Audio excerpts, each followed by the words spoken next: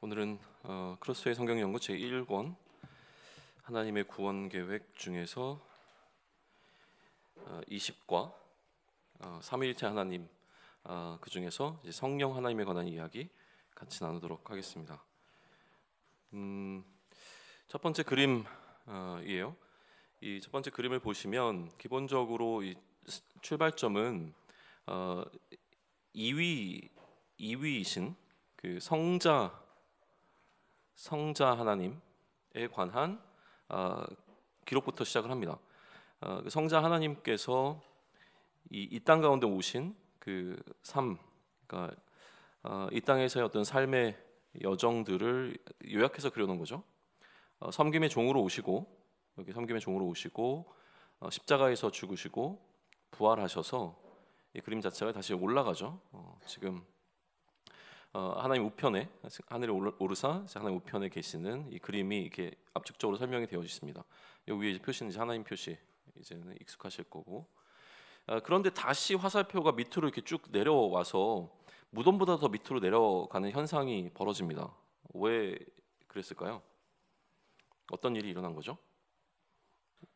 디자이너가 그림을 그리다 공간이 부족해서 밑으로 내린 겁니다. 그러니까 특별히 이 내려감의 어떤, 우리가 이제 비하와 승기라고 하는 이 빅토리의 그림을 그렸기 때문에 이 더 내려간 것이 뭔가 의미가 있는 것이 아닌가라고 생각하지 않았으면 좋겠고, 기본적으로는 예수님의 사역보다 더 강조된, 그러니까 돋보기로 더 크게 확대해서 본 이 그림은 뭐냐면, 이제 예수님께서 승천하셨잖아요. 이 승천, 하늘로 오르신 승천 그 후입니다. 아이고, 어떻게 지우지?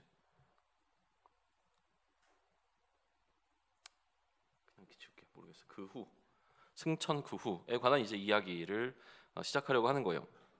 그러면 우리 먼저 여기서부터 출발을 해보시죠. 승천인데 왜 승천하셨습니까? 예수님께서 왜 다시 살아나셔서 계속 우리랑 쭉 같이 계시면 되는데 왜 승천하셨죠? 왜 그러셨을까요? 성경이 우리에게 알려주는 답은 뭡니까? 예수님께서 올라가셔서 하실 일이 있었던 거죠. 올라가셔서 약속한 것을 이제 보내주시겠다, 약속된 것을 보내주시겠다라고 하는 게 성경이 우리에게 예수님께서 하늘로 올라가신 이유라고 설명합니다. 예수님께서 직접 말씀하신 거죠. 그래서 그 약속된 것은 무엇이냐면 이제 성령을 보내시겠다는 거죠. 너에게 약속한 성령을 보내주시겠다. 성령을 보내주시기 위해서 예수님께서 올라가셨다라는 거예요. 그러면 성령도 오시고 예수님도 오시면 되는데 왜 성령 따로 예수님 따로 인가라는 거죠? 성령도 계시고 예수님도 계시면 안 되나요? 동시적인 사역으로? 너무 이제 복잡하면 저도 잘 모릅니다. 제가 뭐 조직신학의 전문가도 아니고. 그러나 이제 기본적으로 이해할 때는 이렇게 이해하면 좋습니다. 성령은 기본적으로 하나님의 영이죠. 그리고 그 아들의 영이라고 부릅니다. 다시 얘기하면 이거를 그리스도의 영인 거죠. 그러니까 그리스도가 육신으로 우리와 함께 하시다가 이제는 영으로 우리와 함께 하시기 위하여 다시 오신 사건으로 이 성령이 오신 사건을 좀 이해하게 되어진 것이죠. 그리스도의 영, 이제 그리스도가 우리와 동일한 어떤 육신을 입고 이 땅에 거하셨던 시간이 있었고요. 올라가시고 난 이후에 지금 그 후, 승천 그 후의 이 시간 가운데는 이제 영으로서 우리와 함께 하신다라고 하는 개념 속에서 이 성령을 좀 이해하시면 좋을 것 같아요. 그러면 성령으로, 이 그리스도가 이제 그리스도의 영으로 다시 오셔서 우리와 함께 하셔야 하는 이유는 또 뭡니까? 그냥 예수님이 우리와 함께 하시면 되는데 굳이 성령으로 다시 우리에게 오셔서 우리와 함께 하시겠다라고 하신 이유가 뭐냐라고 하는 거죠. 별로 이렇게 고민을 안 해본 주제들이죠. 그냥 그렇다니까 이게 그렇게 넘어간 건데, 하나씩 사실은 꼼꼼하게 생각해 볼수록 그 안에 담겨 있는 어떤 의미들과 또 은혜들을 우리가 좀 발견할 수가 있는데요. 바울의 설명을 좀 빌리자면 그리스도의 영이 우리에게 다시 오신 것은 사실은 연합의 사건 때문에 그렇습니다. 예수님께서 이 십자가의 죽으심으로 그리스도의 사역을 이제 성취하셨죠. 그리스도의 사역을 이제 성취하셨어요. 완성하셨죠. 근데 이건 어디까지나 그리스도의 사역입니다.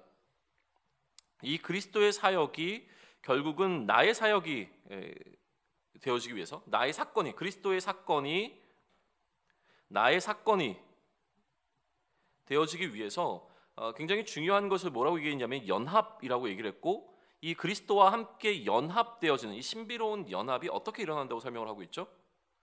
세례를 통하여.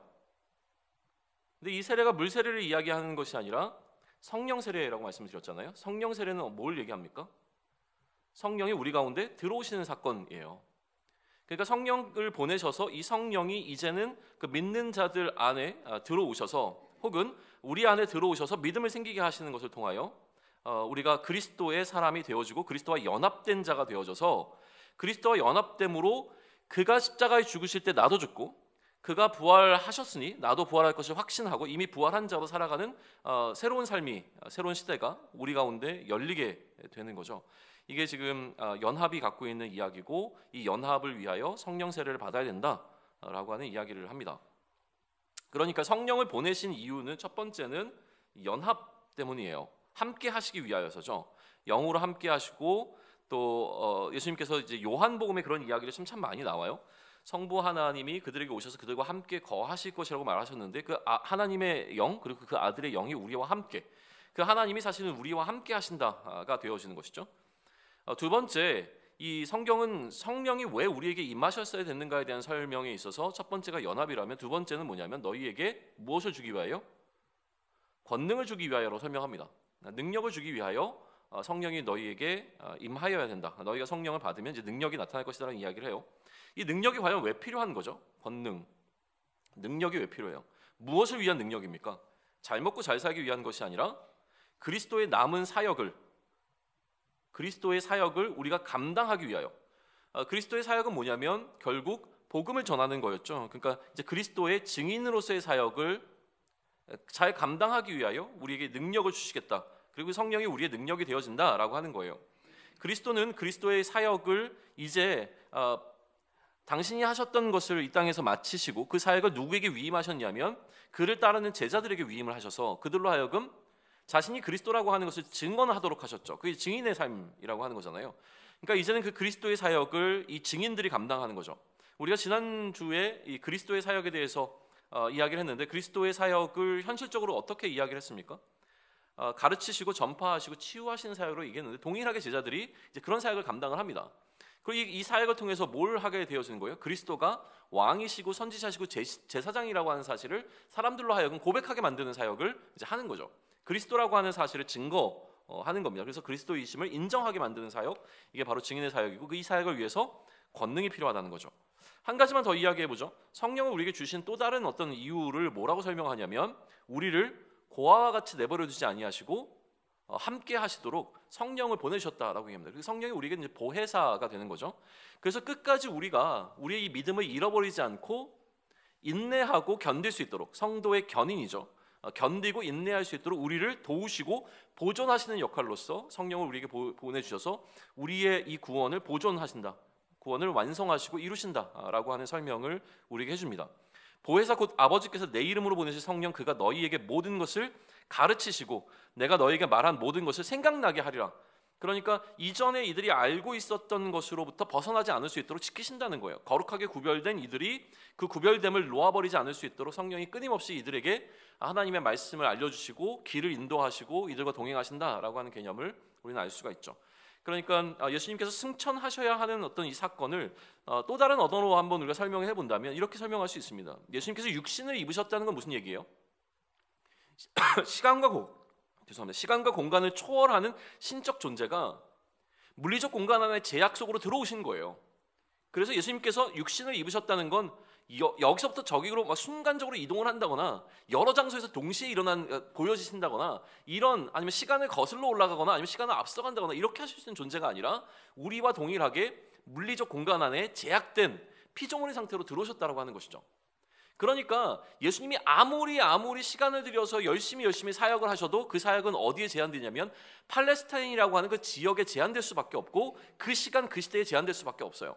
그런데 그렇게 해서는 우리의 구원이 좀 급하죠. 그러니까 이제 예수님께서는 시간과 공간을 초월하는 방식으로 영으로 우리에게 오셔서 각 사람들에게 임하시고 이 각 사람들이 그리스도의 역할을 감당하며 땅 끝까지 이르러 공간을 넘어서는 방식을 통하여서 시대를 넘어 예수가 그리스도라는 사실을 증거해서 모든 열방 가운데 이 복음을 전하는 방식을 택하셨다는 거예요. 성령이 우리에게 이제 오신 이유이고, 또 다른 설명이 가능하다면 우리가 여전히 성령을 받고 나서도 여기에 머물러 있는 그 이유죠. 예수를 그리스도로 믿는 순간 우리는 사실 구원받아야 돼요. 천국 가야죠. 여기서 천국 같은 삶을 100번 누리면 뭐합니까? 천국이 아닌데. 그러니까 우리가 정말 하나님이 우리를 사랑하신다면 예수님이 나의 그리스도신다라고 고백하는 그 순간 슉 하고 없어져야죠. 천국에 가야죠. 너 믿는구나, 좀 들어와, 이렇게 돼야 되는데, 그래 너 믿는구나, 그러면 좀 더 있어봐, 이거잖아요. 있으면서 뭐 해야 된다는 거예요? 고난 좀 받아봐, 이거잖아요. 그러니까 이게 하나님의 계획이라는 거예요. 그 고난을 통해서, 그 시간들을 통해서 무엇을 하기를 원하냐면 섬기는 종 그리스도의 모습을 사람들에게 알려주고 그들로 하여금 예수를 그리스도로 인정하는 그 사역을 우리에게 맡기시기 위하여 또 계획하셨다라고 하는 거죠. 그러니까 승천 그 이후에 일어나는 일들이에요. 성령이 우리에게 오시고 그 성령이 우리가 연합해서 그리스도의 십자가의 사건이 나의 사건이 되어주고, 그 이후에 내가 그리스도가 되어져서 그리스도의 남은 사역을 감당하는 그 과정을 통하여 아직 예수를 그리스도로 믿지 않는 이들에게 예수가 그리스도라는 사실을 전파하는 삶을 살도록 하는 것, 이게 승천 그 후에 일어나는 일들이라고 하는 것이죠. 이거를 이 그림을 통해서 우리가 좀 설명해 볼 수 있을 것 같아요. 여기 보시게 되면 예수님이 노란색에서 하얀색으로 색깔 변화가 좀 일어났죠. 이게 이제 성령으로 이제 부활하신 예수님의 몸을 이렇게 크로스웨이는 성경 설명하고 있고요.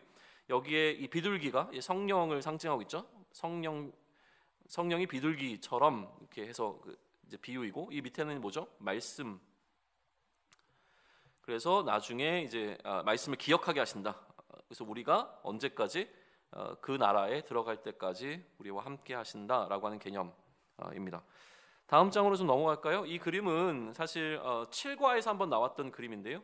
7과에서는 이 그림이 언제 나왔냐면 시내산 사건을 설명할 때 나왔습니다.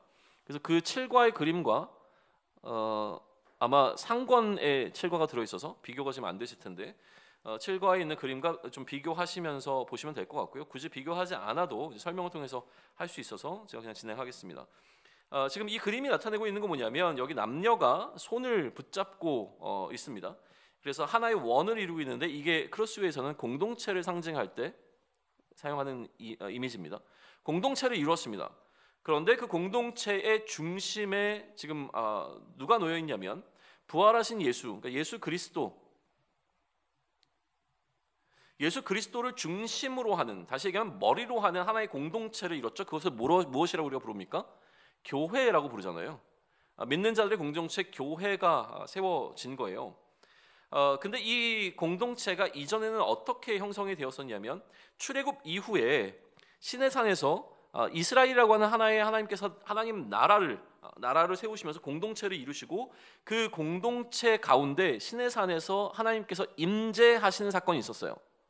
그래서 구름 가운데 이 시내산 위에 하나님께서 임재하셨고, 그곳에서 하나님께서 모세에게 무엇을 주셨죠?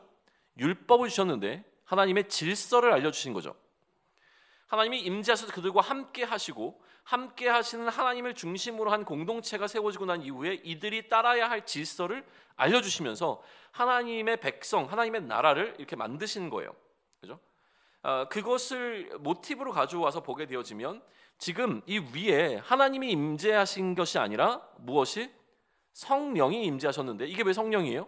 불과 바람으로 성령이 오순절 그 제자들에게 임하셨죠. 그래서 공동체가 세워지고, 그 공동체의 중심에는 이제 예수 그리스도가 이제 놓여 있는 이 형태가 되어진다라고 하는 거예요.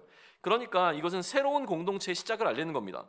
애굽의 종되었던 이스라엘 백성들이 새로운 공동체를 이루었을 때 하나님께서는 시내산에서 그들 가운데 임재하시고 그들과 함께 하시고, 그리고 그들 가운데 뭘 만드셨어요? 성막을 만들게 하셔서 여전히 하나님께서 그들과 함께 하시고 그들의 길을 인도하시는 하나님으로, 그들과 함께 하시는 하나님으로 그림 그려졌다면, 지금 새로운 공동체, 신약의 공동체가 세워질 때 성령이 그들 가운데 임하시고, 그리고 그들에게 새로운 질서를 알려주셔서 이제는 믿는 자로 어떻게 살아갈 것인가 라고 하는 것을 알려주시죠. 이러한 질서를 주신 이유에 대해서 좀 생각해 볼 필요가 있는데요. 구약의 질서인 율법과 또 신약의 질서인 그리스도의 질서라고 좀 표현을 해보시죠. 그리스도의 질서. 질서라고 하는 것은 결국 우리가 무엇을 따라야 되는가, 그러니까 하나님 나라의 법이죠. 그러니까 하나님 나라의 백성으로 어떻게 살아야 되는가라고 하는 부분을 알려주고 있는 거고요. 이 질서, 이 얘기부터 먼저 해야 되군요. 시내산에서 그렇게 하나님의 임재를 경험한 이스라엘이 그 다음에 어떻게 했습니까? 가나안으로 들어갔나요? 아니죠. 가나안이 약속의 땅이었어요. 약속의 땅으로 바로 들어갔나요? 중간에 뭐가 있었습니까? 광야가 있었어요. 왜 광야를 거쳤죠? 왜 광야가 필요했을까요? 불순종이 있기 때문에요? 일부는 맞고 일부는 틀려요. 왜냐하면 하나님께서 출애굽한 다음에 바로 애굽의 경계를 넘어선 곳을 약속의 땅으로 지정하시면 되잖아요. 그런데 실제로 약속의 땅과 출애굽으로부터 약속의 땅으로 거쳐가는 이 여정 가운데 뭐가 놓여 있었냐면 광야가 있었고, 그 광야로 나가는 그 첫 번째 공간에 시내산이 놓여 있어서 이 시내산에서 하나님께서는 이들을 백성으로 만드시는 하나의 퍼포먼스를 행하신 거죠. 그래서 그들 가운데 임하시는 것을 보여주시고 그들과 함께하는 상징들을 만들어내시고, 그래서 이 하나님과 함께하는 공동체가 하나님과 함께하는 여정을 통해 광야를 거쳐 약속의 땅으로 들어가게 하셨다는 거예요. 그럼 광야를 거쳐가는데 이 광야의 의미를 좀 부여해 보자고요. 이 광야가 어떠한 곳입니까? 광야는 아무것도 없는 곳이에요. 하나님의 은혜 아니면 살아갈 수 없는 공간이 바로 광야라고 하는 곳이에요. 하나님께 전적으로 의지하고 하나님을 따르는 자가 하나님을 왕으로 모시고 살아갈 수 있는 훈련이 되어지는 이 광야, 이 광야에서 하나님께서는 이스라엘 백성들을 훈련시키셨어요. 왜 어떤 훈련을 시키셨냐면, 약속의 땅 가나안에 들어가면 그곳에 있는 이방인들과 혼탁해져서 하나님을 잃어버리게 되지 않을 수 있도록 그들의 굉장히 강력한 하나님의 백성으로서의 훈련을, 오리엔테이션을 시켜가는 과정이 광야였단 말이에요. 근데 이 오리엔테이션이 잘 안 됐죠. 그래서 이들이 두려워하니까 하나님께서 이 광야의 시간을 더 길게 늘리셔서 어떻게 하셨습니까?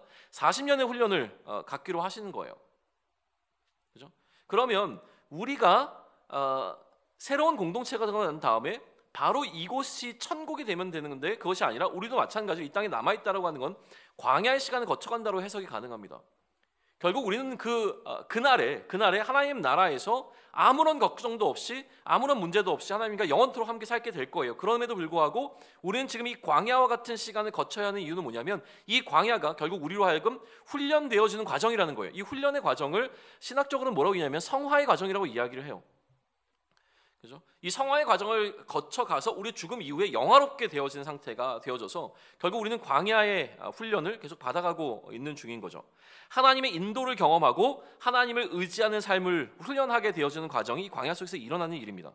또 한 가지, 굳이 이 출애굽 사건과 새로운 이스라엘의 공동체, 새 이스라엘의 공동체를 비교하자면 정복의 사명이 놓여 있다는 거예요. 하나님은 가나안 땅을 그들에게 그대로 주시면서 그곳에 있는 민족들을 하나님께서 흩으신 것이 아니라 이스라엘 민족으로 하여금 이 가나안 땅을 정복하게 하셨습니다. 이 정복의 개념이 굉장히 중요하죠. 우리에게 주어진 사명도 사실은 증인의 삶이라고 하는 것은 정복의 사명입니다. 무엇을 정복하는 거예요?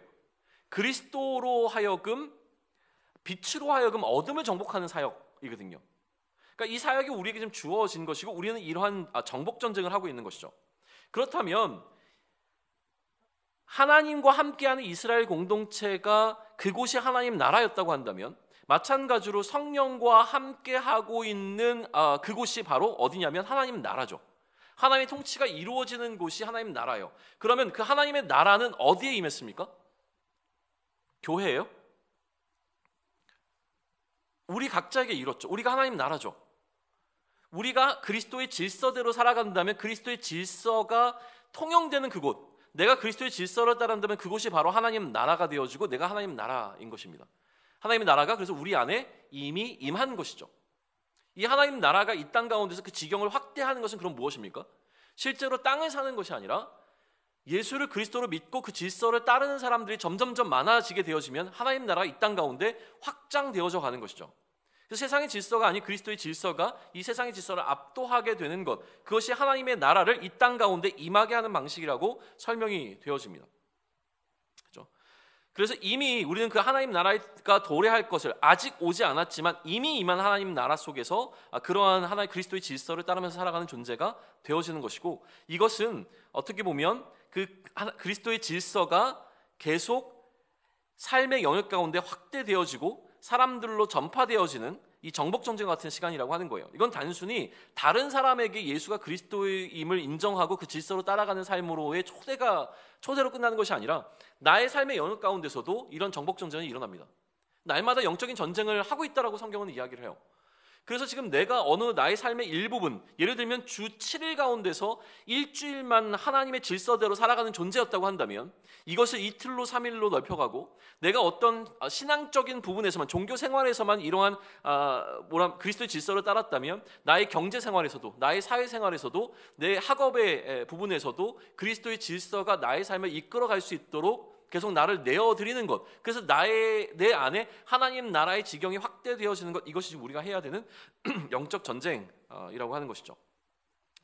하나만 더 하죠. 하나만 더 이 출애굽 사건과 우리의 출애굽 사건을 이제 뭐라 그러죠? 병행해 놓고 설명을 하자면, 이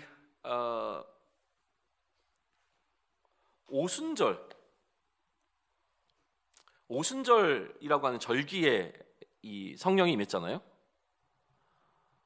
오순절이 갖고 있는 의미이죠. 오순절, 뭐 칠칠절, 장막절, 뭐 이런 건데, 결국 오순절이 기념하는 건 뭐냐면 하나님께서 우리와 함께 하심을 기념하는 거잖아요.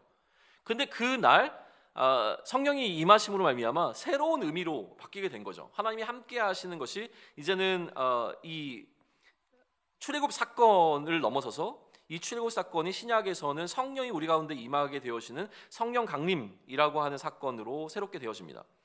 그래서 굳이 그 날을 좀 마치신 어떤 느낌들을 받습니다. 왜냐하면 예수님께서 최후의 만찬이라고 불리는 게 뭐예요? 유월절 먹기거든요. 유월절은 어떤 절기입니까? 그들에게 죽음이 넘어가는, 어린 양의 피로 인해서 그들이 대속을 경험하게 됐던 어떤 사건이잖아요. 그래서 이 유월절 먹기를 이들이 출애굽을 기념하면서 항상 했단 말이에요. 근데 예수님께서 나중에 뭐라고 얘기하시냐면, 내가 이 유월절 먹기를 고대했다고 이야기를 하세요. 내가 너무 이 먹기의 이 시간을 기다렸다고 얘기를 하세요. 왜? 그 시간 가운데 특별한 의미를 부여하시기 위해서 이날을 예수님께서 손꼽아 기다리신 거예요. 언제 오지 그러고서 드디어 그날이 왔을 때 예수님께서는 이 유월절 먹기의 사건을 뭐로 바꾸십니까? 자신의 십자가의 죽으심과 부활의 사건으로 그 의미를 완전히 변경해 버리십니다. 그래서 그들이 그 유월절을 기념하면서 먹었던 빵과 이 포도주에 예수 그리스도의 살과 피라고 하는 그의 죽음의 의미를 덧입히시고, 그 예식을 예수님께서 직접 제정하신 이 유일한 예식을 통하여서 뭐를 기념하게 하신 거예요? 그리스도의 죽으심과 부활하심을 예수님이 다시 오실 때까지 기념하도록 제정하신 거란 말이에요. 그만큼 중요한 의미를 갖고 있었죠. 그리고 난 다음에 너희가 성령을 기다리라 하셨고, 기다리는 그날 오순절이 되었을 때, 출애굽한 이후에 그러니까 유월절 이후에 오순절이 돌아오는 그 시점에 성령을 우리에게 보내주심을 말미암아 이 오순절, 하나님이 우리와 함께 하신다는 그 임재의 개념이 이제는 성령을 통해 우리와 함께 하신다는 개념으로 바뀔 수 있도록 그렇게 제정하신 것이라고 좀 생각을 하게 되어집니다. 다음 장으로 좀 넘어갈까요? 자, 이 그림은 좀 복잡해 보이긴 하지만 이 성령 하나님을 이야기하죠. 성령 하나님의 이 그림이 이제 성령 하나님께서 우리에게 이제 하시는 어떤 일들인데, 성령 하나님을 통해 하나님께서 우리에게 행하시는 일들을 이 그림으로 이제 압축해서 설명해 놓았는데, 제일 위에 있는 건 뭐죠? 이제 아시겠죠? 성경이고요. 여기 이 밑에 있는 파란색은 뭡니까? 물방울인데, 모른 척하고 계시면 저도 모른 척하고. 세례. 밑에 있는 건 뭐죠? 성찬. 요거는 뭐예요? 떡. 요거는 잔. 네.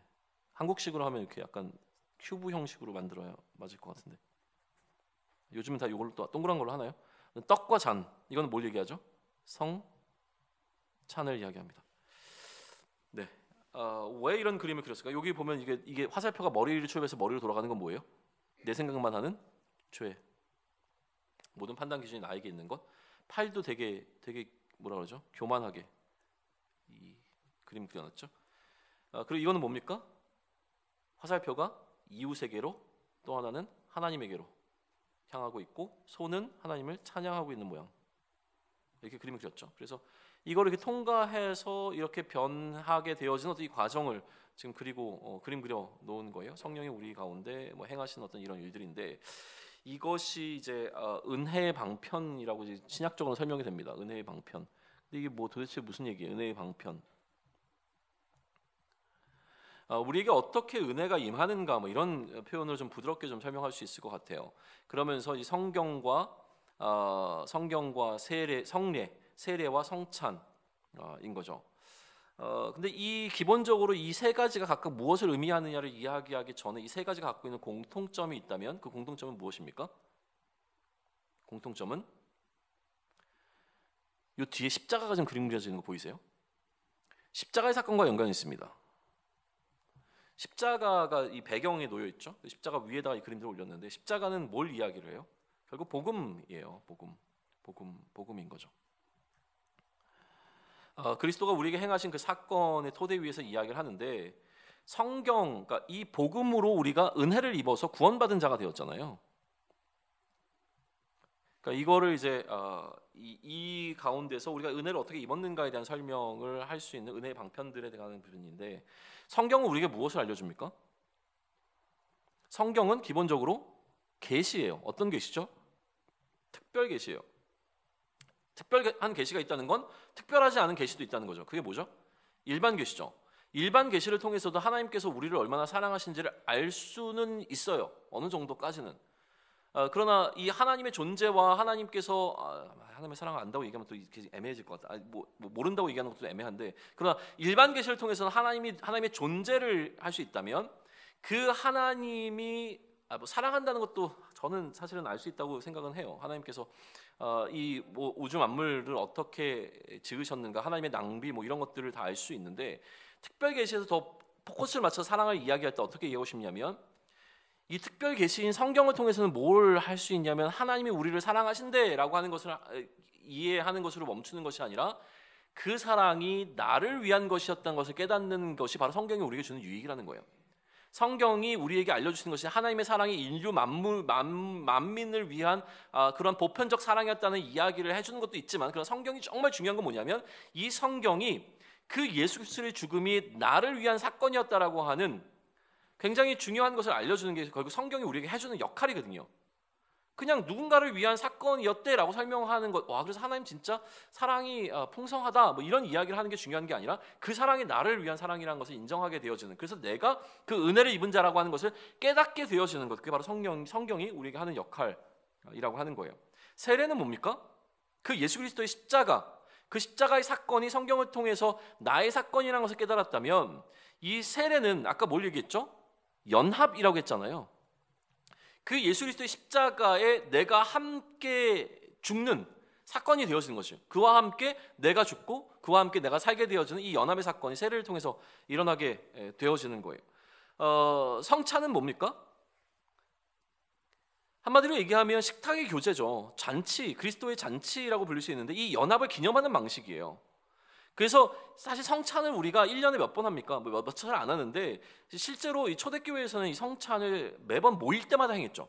모일 때마다 뭘 했냐면, 모일 때마다 그리스도의 죽으심과 다시 사심을 기념하며 그들이 하나의 어떤 잔치, 식탁의 교제를 이루는 그 근거가 여기에 있었다라고 하는 거예요.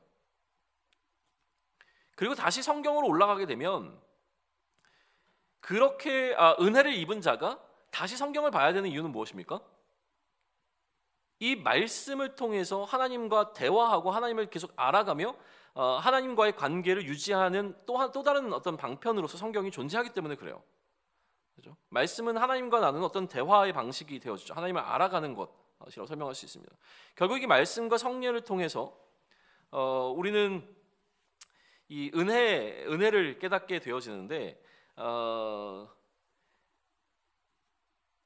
이러한 것이 한 번 단회의 사건으로 이루어지는 것이 아니라 우리에게 어떻게 보면 반복적으로 필요한 이유가 뭡니까? 우리가 구원받고 난 이후에도 여전히 우리에게 남아있는 죄성으로 인해서, 그죠? 우리는 이 은혜를 입은 자로 마땅히 살아가는 삶을 살지 못한다라고 하는 거예요. 그러니까 이런 것들이 필요하죠. 성령이 계속해서 우리로 하여금 이것을 깨닫게 하시고 인도하시는 방법을 통하여서 우리가 이러한 그리스도의 사람으로 하나님의 백성으로 합당한 삶을 살 수 있도록 인도해 나가시는 것, 이게 좀 필요한 거예요. 그러면 이렇게 성령을 받고 그리스도의 사람이 되었음에도 불구하고 다시 죄를 범하게 되는 이 상태를 무엇이라고 얘기하냐면 성령의 충만함이 없는 상태라고 설명을 합니다. 이렇게 되어진 상태를 성령의 충만이라고 얘기하죠. 성령 충만은 뭡니까? 저는 이제 컵으로 설명하는데 컵에 성령이 가득 채워지는 상태. 그래서 건드리기만 해도 성령이 흘러나오는 상태가 성령이 충만한 상태이죠. 이 상태를 우리가 경험한 적 있잖아요. 언제 경험해요? 수련의 마지막 날 밤에. 그리고 돌아와서는 자꾸 이제 비어지죠. 그래서 뭔가 이제 공허함이 느껴져요. 비어진 공간 가운데 뭐가 들어옵니까? 세상적 생각들이 들어오죠. 욕망들이 끌어오르죠. 그렇다고 성령이 없어지신 건 아니에요. 내 안에 성령이 가득 차 있지 않고 비워진 상태가 되어지는 것처럼 느껴져서 성령이 없는 것처럼 느껴지지만 실제로 성령은 들어갔다 나갔다 하시는 분이 아닙니다. 한번 들어오시면 계속 계세요. 그러나 우리가 그 성령에게 민감하게 반응하지 못할 뿐이죠. 그러니 성령의 충만함이 이제 필요합니다. 성령 세례를 받은 자에게는 성령 충만함이 필요합니다. 성령으로 가득 채워지는 것. 그건 어떤 것을 통해서 이루어져요? 아까 얘기했던 이 은혜의 방편들을 통해서 우리는 다시 한번 기억하고 이 성령으로 우리를 새롭게 채워내 가야 하는 것이죠. 자, 다음으로 넘어갈까요? 이 그림은 제가 굉장히 좋아하는 그림 가운데 하나입니다.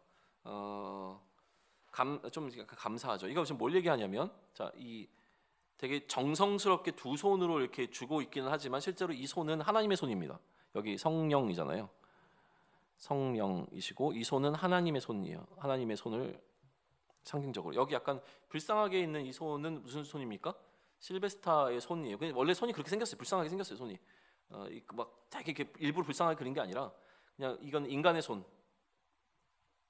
그래서 하나님께서 인간에게 무언가를 주고 계시죠. 이 손을 통해서. 이게 바로 선물이라는 거예요. 근데 이 선물을 성령을 통해서 주시니까 성령의 선물 뭐라고 합니까? 성령의 은사라고 이야기하죠. 성령을 통해서 주시는 거예요. 근데 저는 이 성령의 은사를 이렇게 그림 그린 게 너무 이제 마음에 든다는 거예요. 조금 이따가 설명하기로 하고요. 자, 다시 한번 이제 더 위로 거슬러 올라 보죠. 우리의 구원의 사건, 다시 얘기하면 예수 그리스도의 사건이 나의 사건이 되어지는 결정적 계기는 뭐라고 얘기했죠? 세례. 세례는 뭡니까? 성령을 받는 것, 성령이 내 안에 들어오시는 것. 그래서 내 마음을 새롭게 하셔서 우리가 어떻게 돼요? 거듭 남 중생 하는 거죠. 본 어게인 하는 거죠.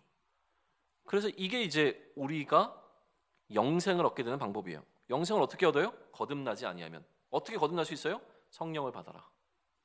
그렇죠? 우리의 구원의 사건, 예수 그리스도의 사건이 나의 사건이 되어지는 이 결정적 계기로서의 성령 받음. 다시 얘기하면 성령 세례가 그렇기 때문에 굉장히 중요해요. 당신은 구원의 확신이 있습니까? 라는 이야기 들어보신 적 있습니까? 여기에 대한 이제 여러 가지 뭐 얘기들이 있는데 그런 거 다 떠나서, 자, 구원 받으셨어요, 여러분은? 아멘이라고 답하시겠죠, 당연히. 근데 구원 받은 증거가 뭐예요? 어떻게 얘기할 거예요? 구원 받았다고요? 진짜 구원 받은 거 맞아요? 근데 그따위로 살아요? 생각해보면 안 받은 것 같기도 해요. 내가 정말 성령을 받았는데 나는 이 모양이지? 그죠? 난 안 되나 봐. 성령 받은 증거를 어떻게 이야기할 거니까, 구원 받은 증거가 너무 중요한데 성령을 강조하니까 그러면 성령 받은 게 너무 중요하잖아요. 성령 받은 게 너무 중요해요. 그러니까 내 안에 성령이 거하신다라고 하는 사실을 우리는 증명해내야 돼요. 어떻게 증명할 수 있죠? 열매로 알리라. 그래서 성령이 우리 안에 거하시면 자연스럽게 나타나는 열매들이 있어요. 어떤 겁니까? 사랑과 희락과 화평과 뭐 이런 것들이에요. 근데 문제가 있단 말이에요. 나한테 사랑이 부족해요. 그러니까 이 열매로 알아야 되는데 열매로 이해는 됐어요. 그래, 사랑과 희락과 화평과 오래 참음과 뭐 자비와 양성과 충성과 온유와 절제 뭐 이런 거 생각하면서 하는데 하나하나 따져보니까 난 충성스럽지도 않고 온유하지도 않아요. 어제도 막 버럭했어요. 그러니까 내 안에 성령이 계시면 나는 이러면 안 되는데 라는 생각이 드니까 열매로 내가 성령 받았다라고 하는 이야기를 하긴 약간 좀 애매한 것 같아. 그래서 찾아보니까 성령을 받으면 또 나타나는 현상이 있어요. 그게 뭐예요? 성령의 소위 얘기하면 은사예요. 은사는 어떤 겁니까? 성령으로 말미암아 지혜의 말씀을, 뭐 방언을, 예언을, 또 병 고치는 것을 해요. 근데 이 가운데서 병 고치는 건 좀 잘 안 나타나. 그리고 예언도 내가 잘 하는 것 같지 않아. 뭐가 가장 쉬워 보여요?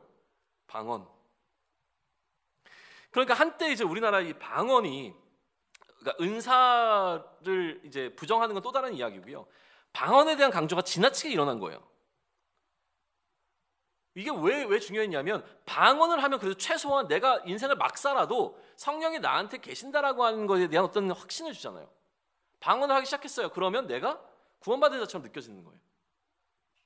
내 삶이 아무리 엉망진창해도 상관없어요. 방언만 하면 성령이 내 안에 계시니까 마치 구원받은 것이 여겨져서 이 방언하는 것을 굉장히 지나치게 이제 강조했던 시대가 좀 있었죠. 그래서 지금 이제 많이 좀 정돈이 되어져서 이런 것들에 이제 은사에 대한 것들이 참 많이 정돈이 되어졌어요. 한때는 이제 굉장히 보수적인 쪽에서는 이 은사를 완전히 부정을 했고, 한쪽에서 이제 은사를 강조하는 운동들이 있었고, 뭐 이런 것들이 좀 팽팽하게 대립하다가 이제는 뭐 방언을 한다고 방언이 뭐 소위 얘기하면 뭐 귀신의 것이다, 이렇게 잘못된 것이다, 이렇게 이해하지 않습니다.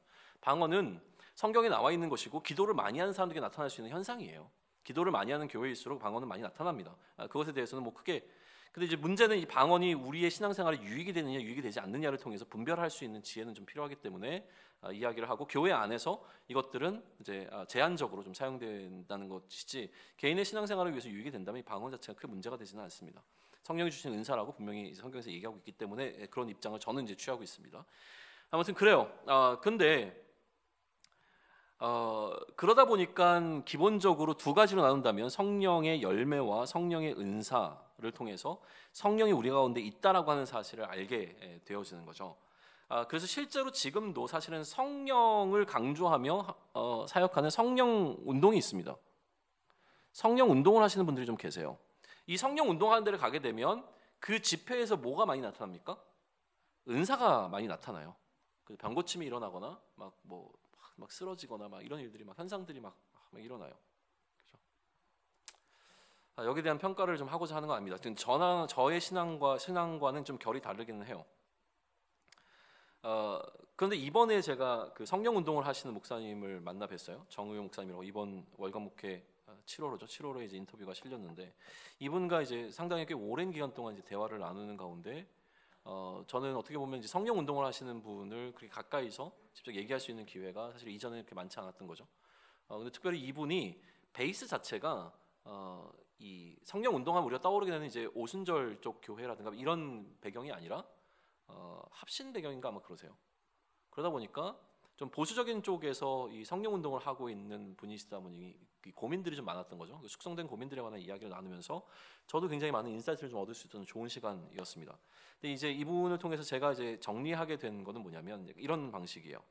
자, 열매가 나타나는 것들에서 열매가 주로 다루고 있는 거는 어떤 거예요?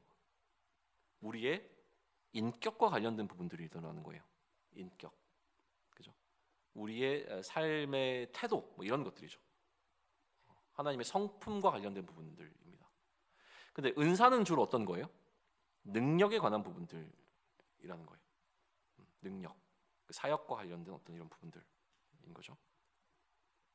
근데 실제로 성령 운동과 대비돼서 또 하나 우리나라에 존재하고 있는 운동이 뭐냐면 제자 운동이에요. 제자 훈련이에요. 그래서 보수적인 교회일수록 제자 훈련에 대한 강조가 좀 큽니다.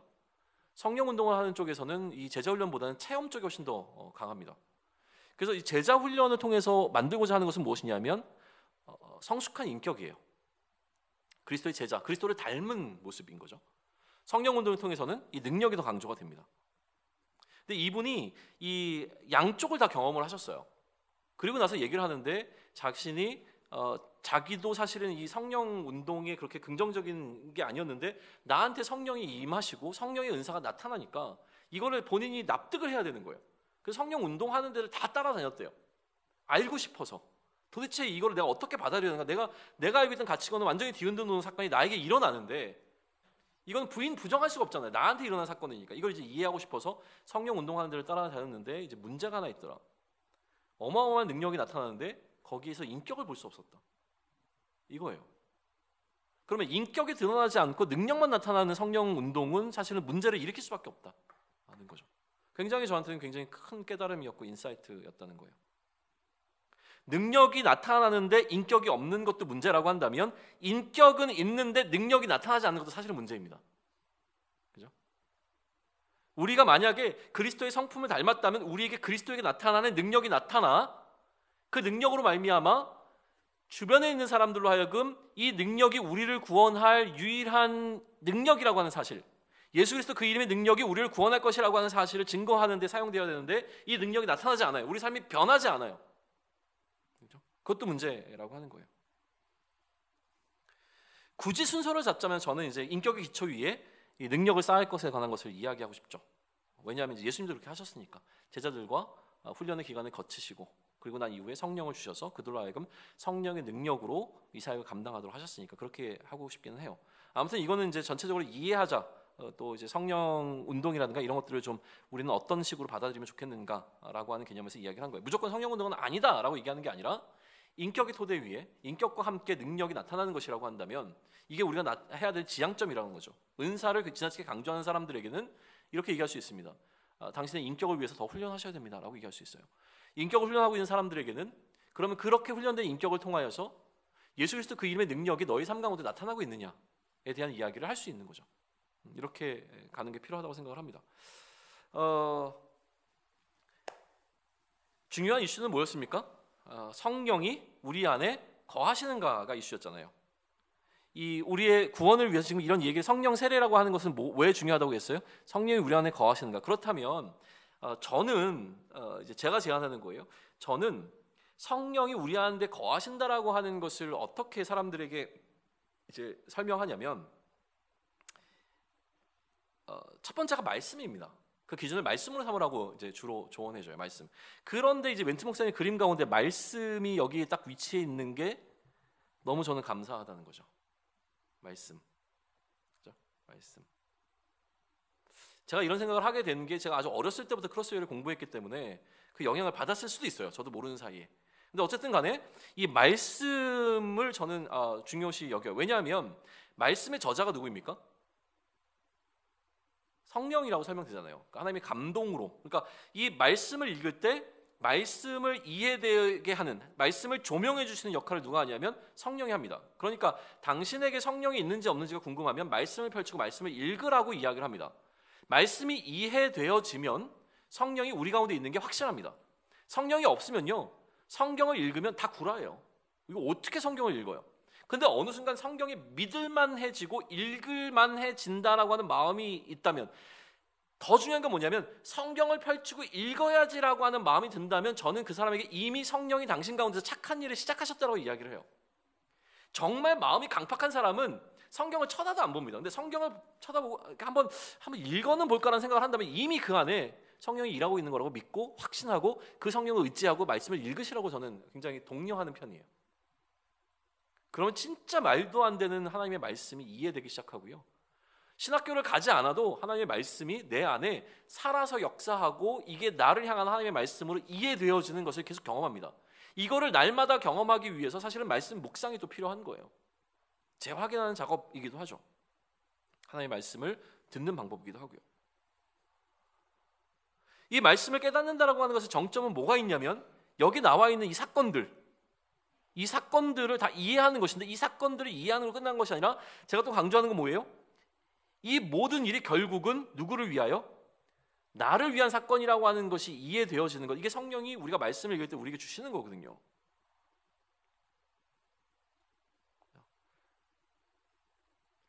그래서 말씀을 읽으면 우리에게 두 가지 현상이 일어나는데 첫 번째는 말씀을 깨닫게 되어집니다. 이 말씀을 깨닫는 것은 이 사건이 나를 위한 것이고 나를 위한 말씀이라고 깨닫게 되어지는 것이고 또 이 말씀이 그런 의미에서 믿어지기도 합니다. 믿음도 은사입니까? 믿음은 행함입니까? 내가 믿었어. 여러분이 예수를 그리스도로 믿으셨습니까? 내가 막 열심히 기도하고 열심히 말씀 받더니 어느 순간 믿겨지더라. 그러면 누가 한 거예요? 내가 한 거죠. 근데 그렇게 이야기하는 게 맞습니다. 그러나 성경이 우리에게 분명하게 이야기하고 있는 건 뭐냐면 결국은 믿어진 거예요. 성령이 우리로 하여금 이거를 믿을 수 있도록 도우셨다고 얘기합니다. 이게 성령의 사역이기도 해요. 믿어집니다. 믿음도 선물입니다. 그런 의미에서 나로 믿게 하신 거예요. 성령이 우리 마음을 부드럽게 하지 아니하셨으면 말씀이 우리 가운데 들리지 않습니다. 또 하나, 성령이 우리에게 그렇게 말씀을 통해서 주시는 그 또 유익은 이제는 말씀대로 살아가게 하는 것이죠. 그 말씀을 믿고 또 이 말씀에 그냥 말씀을 이해하고 나의 것 사건으로 받아들이는 것을 넘어서서 이 말씀이 우리에게 요구하고 있는 그 삶을 살아낼 수 있는 힘을 우리에게 허락해 주셔서 우리로 하여금 옛 것을 벗어버리고 새 것을 덧입게 하는 중요한 역할을 이 말씀을 통해서 우리에게 행하시죠. 그런데 우리가 말씀대로 살아가고 있습니까? 사실 그렇게 말씀대로 살아가고 있는 부분들이 많지만 또 제대로 살지 못하고 있는 부분도 굉장히 많죠. 그러니까 우리는 자꾸 뭘 생각하게 되면 우리의 연약함의 문제를 해결해야 되는 거예요. 이걸 아까 성령이 충만함으로 설명할 수 있습니다. 그러나 또 다른 설명으로 한다면 말씀을 통해서 하시는 일은 이 말씀을 믿게 하는 것뿐만이 아니라 이 말씀을 통해서 나의 연약함을 들여다보게 하시는 거예요. 성령은 우리의 연약함과 마주하게 하십니다. 우리가 연약함을 마주할 때 그것이 은혜로 이해하시는 게 필요합니다. 내가 이렇게 또 실패했네가 아니라 실패라고 인정하고 실패라고 여기고 내가 지금 무언가 잘못된 길로 가고 있다라고 하는 것에 대한 불편함과 부담감을 느끼고 있다는 사실은 내 안에 누가 존재하고 있다는 사실이에요. 성령이 이미 거하고 계신다는 거예요. 그런데 내가 하나님 앞에 범죄하고 하나님께 불순종해도 내 마음이 전혀 불편하지 않아요. 그렇게 할 수 있지. 그냥 스스로를 납득하고 용납시키면서 가는 이 과정이 굉장히 괜찮아요. 스무스해요. 그러면 내 안에 성령이 안 계신 거라고 강력하게 저는 얘기할 수도 있어요. 말은 그렇게 해도 내 마음속에 여전히 불편함이 있어요. 그래도 나 좀 잘 살아야 되는데. 사람들 앞에 내가 그럴듯하게 마치 목사인 것처럼 행세를 했어요. 그러나 뒤돌이켜 섰을 때는 내가 전한 이 말씀 앞에 내가 얼마나 부끄러운지를 깨닫고, 내가 사람들 앞에서는 목사인 척했지만 사실은 누구 앞에서도 나는 목사스럽지 않다라고 하는 사실을 인정하게 되고, 그래서 내가 목사스러움을 노력하지 않다고 하더라도 내가 이렇게 부족하구나 하는 사실을 깨닫게 되어지는 그 지점이 나에게만 있다면 그건 여전히 성령이 내 안에서 일하고 계시는 거죠. 성령은 우리로 하여금 회개하게 하십니다. 깨닫게 하십니다. 그래서 우리의 이 신앙은 두 가지가 함께 있어요. 믿음과 회개가 하나의 요소로 들어가 있습니다. 믿는 것과 회개하는 것은 계속 같이 우리 가운데서 일어나는 일이라고 하는 사실이죠. 그거를 좀 기억하실 수 있으면 좋겠어요. 그래서 성령이 우리 가운데 계시는가라고 하는 것을 성령의 열매와 은사로 판단하는 것도 사실은 할 수 있는 방법입니다. 근데 여기에 지나치게 몰입하는 것보다 제가 제안드린 건 무엇이냐면 결국 말씀을 통해서예요. 두 가지죠. 말씀이 나에게 이해되어지고 깨달아지고 말씀이 나에게 어느 순간 좀 꿀처럼 정말 달게 느껴지는 지점들이 또 있죠. 그런 것들을 경험한다면 성령이 내 안에 거하시는 걸 깨닫게 되어지는 것. 또 하나는 뭐죠? 말씀대로 살아가고자 하는 결단이 내 안에 있는가? 살지 못하더라도 이 말씀대로 살아봐야지라고 하는 생각이 내 안에 동의되어지고 이 삶을 향한 변화를 내가 시도하고자 하는 마음이 내 안에 있는가?